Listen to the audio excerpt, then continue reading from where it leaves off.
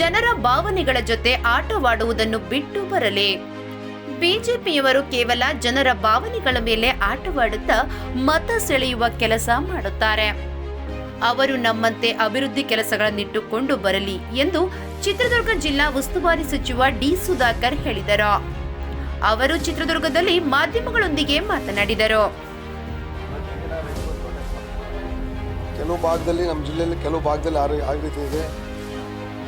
ರೈತರ ಆರೋಪ ಏನಿದೆ ಅಂದರೆ ಕೆಲವು ಪಕ್ಕದ ಹಳ್ಳಿಗೆ ಹೆಚ್ಚು ಹಣ ಬಂದಿದೆ, ಪಕ್ಕದಲ್ಲಿ ನಮಗೆ ಹಣ ಬಂದಿದೆ ಅಂತ. ಸೊ ಈಗಾಗಲೇ ಕೃಷಿ ಇಲಾಖೆ ಮತ್ತು ಸಂಬಂಧಪಟ್ಟಂಥ ಇನ್ಶೂರೆನ್ಸ್ ಕಂಪ್ನಿ ಹತ್ತಾಗ ಮೊನ್ನೆ ಚರ್ಚೆ ಮಾಡಿದ್ದೀವಿ. ಅದನ್ನು ಸರಿಪಡಿಸ್ತಕ್ಕಂಥ ಕೆಲಸ ಇನ್ನು ಕೆಲವೇ ದಿನಗಳಲ್ಲಿ ಆಗ್ತದೆ.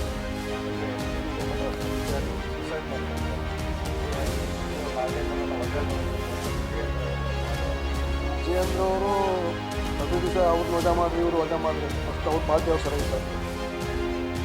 ಯಾರೋ ಅಧಿಕಾರಿ ಅಲ್ಲೆಲ್ಲೋ ಯಾವುದೋ ಕಾರಣಕ್ಕೆ ಸೂಸೈಡ್ ಮಾಡ್ಕೊಂಡಿದ್ದಾರೆ, ಅದಕ್ಕೋಸ್ಕರ ಒಬ್ಬ ಸಂಬಂಧಪಟ್ಟಂಥ ಮಂತ್ರಿನೇ ರಾಜೀನಾಮೆ ಸಾವಿರಾರು ಜನ ಎಂಪ್ಲಾಯ್ಸ್ ಇರ್ತಾರೆ. ಸೊ ಯಾವ ಕಾರಣಕ್ಕೆ ನಿವೃತ್ತಿ ಅಧಿಕಾರಿ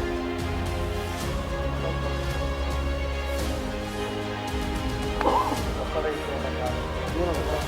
ಸೊ ಅದ್ರ ಬಗ್ಗೆ ನನಗೆ ಸ್ಪಷ್ಟವಾಗಿ ಮಾಹಿತಿ ಏನು ಜೊತೆ ಬರಬೇಕು ಅಂತ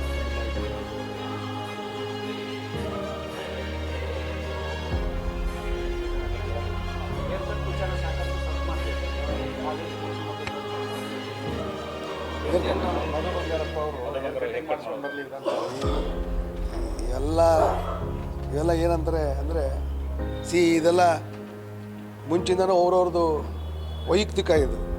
ಸೊ ವೈಯಕ್ತಿಕದಲ್ಲಿ ನಾವು ನೀನು ಹಿಂಗೆ ಇರಬೇಕು ಹಂಗೆ ಇರಬೇಕು ಅಂತ.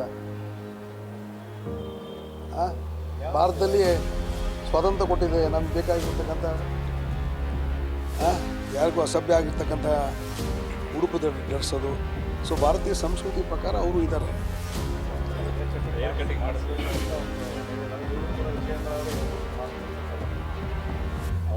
ಅದು ಅವರಿಬ್ಬರೇ ಮಾತಾಡ್ಕೋಬೇಕಾದ್ರೆ.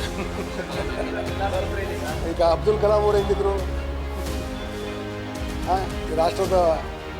ಈ ದೇಶದ ರಾಷ್ಟ್ರಪತಿ ಆಗಿದ್ದವರು, ಸೈಂಟಿಸ್ಟ್, ಈ ದೇಶದ ನಮ್ಮ ಭಾರತ ರತ್ನ ಅವರು. ಸೊ ಅದು ಅವರ ವೈಯಕ್ತಿಕ ಬಗ್ಗೆ.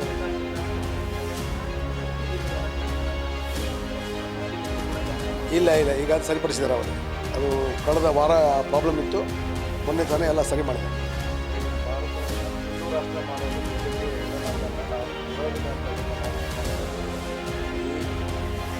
ಭಾರತ ಹಿಂದೂಸ್ತಾನ್ ಅಂತ ಎಷ್ಟು ವರ್ಷದಿಂದ ಕರಿತಾ ಇದ್ದೀವಿ ನಾವು. ಸಣ್ಣ ಹುಡುಗರಿಂದ ಭಾರತಕ್ಕೆ ಇಂಡಿಯಾ ಅಂತ ಕರಿತೀವಿ, ಭಾರತ ಅಂತ ಕರಿತೀವಿ, ಹಿಂದೂಸ್ತಾನ್ ಅಂತ ಕರಿತೀವಿ. ಇದೇನು ಹೊಸ ವಿಚಾರನ? ಅವರು ಅಭಿವೃದ್ಧಿ ಮಾತಾಡೋದು ಬಿಟ್ಟು ಯಾವುದೋ ಒಂದು ಎಮೋಷನಲ್ಲೇ ಇಟ್ಕೊಂಡು ಮಾತಾಡೋದು.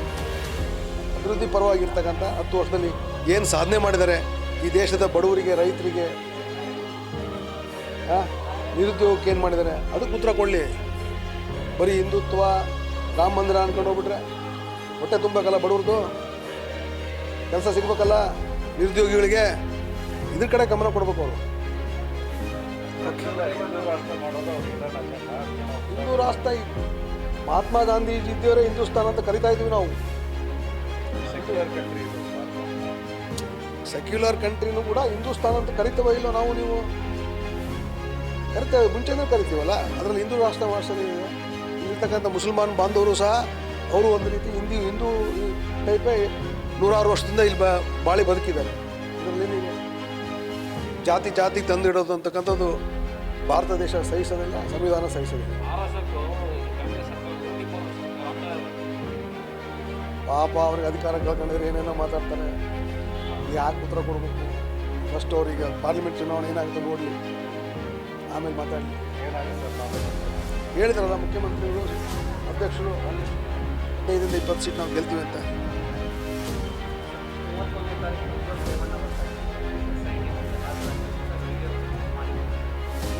ಆಗಲೇ ಸಂಬಂಧಪಟ್ಟ ನಮ್ಮ ಗೃಹ ಮಂತ್ರಿಗಳು ಹೇಳಿದ್ದಾರೆ. ಅದ್ರ ಬಗ್ಗೆ ರಿಯಾಕ್ಟ್ ಮಾಡಿದ್ರೆ ನಾನು ಅದ್ರ ಬಗ್ಗೆ ರಿಯಾಕ್ಟ್ ಮಾಡಲಿಕ್ಕೆ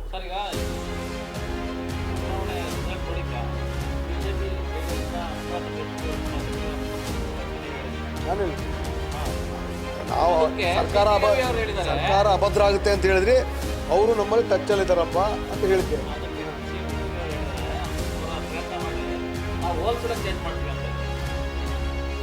ಹೋಲ್ಸೇಲ್ ಚೇಂಜ್ ಮಾಡೋದು ಹೋಯ್ತು 18ರಲ್ಲಿ, 18-19ರಲ್ಲಿ ಅವ್ರು ಯಶಸ್ವಿ ಆದರು. ಈಗ ಯಾರ್ಯಾರು ಪಕ್ಷಕ್ಕೆ ದ್ರೋಹ ಮಾಡೋಗಿದ್ರು ಅವ್ರಿಗೆಲ್ಲರಿಗೂ ಜನ ಪಾಠ ಕಲಿಸ್ತಾರೆ. ಅದರಿಂದ ಅದು ಆ ರೀತಿ ಆಗ್ತಕ್ಕಂಥದ್ದು ನೂರಷ್ಟು ಸಾಧ್ಯ ಇಲ್ಲ ಮಾತ್ರ. ಓಕೆ. ರೈತರಿಗಾಗಲಿ ನಿರುದ್ಯೋಗ ಹೋಗಲಾಡಿಸುವ ಯಾವ ಕ್ರಮ ಕೈಗೊಂಡಿದ್ದಾರೆ? ಅದಕ್ಕೆ ಉತ್ತರ ಕೊಡಲಿ. ಬಡವರು ಬದುಕುವುದು ಬೇಡವಾ ಎಂದರು.